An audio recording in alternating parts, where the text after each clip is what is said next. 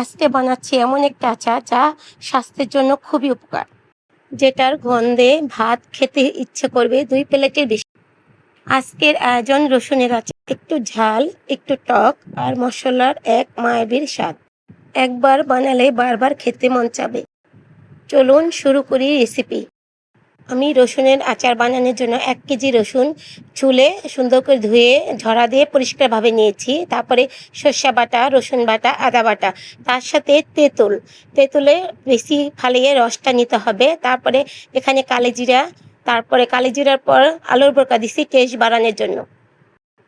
প্রথমে আমি কড়াইতে তেল দিয়ে দিব। তেলের মধ্যে একটু রসুন বাটা, আদা বাটা দিয়ে দিব, পরিমাণ মতো সর্ষে বাটাও দিয়ে দিচ্ছি। এরপর মশলাটা সুন্দর করে কষাইয়ে তারপরে আমি রসুনগুলি দিয়ে দিব। রসুনটা দিয়ে আস্তে আস্তে কিছুক্ষণ সময় অনেকক্ষণ কষাইতে হবে। এরপর আমি হলুদ, লবণ, একটু শুকনা মরিচের গুঁড়া দিয়ে দিব।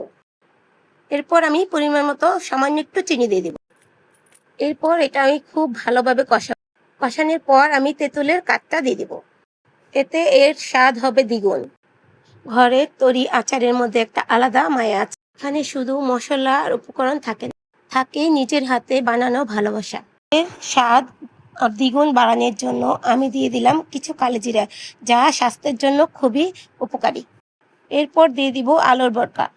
এই আচারটা একবার খেলে বারবার মন চাবে। কিছুক্ষণ নেড়ে চেড়ে এর মধ্যে দিয়ে দিব পাঁচফোড়ন।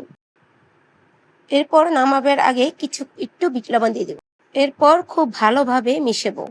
আচারটা দেখুন, দেখতেও যেমন সুন্দর আর খেতেও অনেক অসাধারণ। আচারটা হয়ে গেছে, এখন আমি একটা বাটিতে বাড়বো। এই আচারটা কাচের বরমে অনেক দিন রাখা যাবে। আজকে এই পর্যন্তই।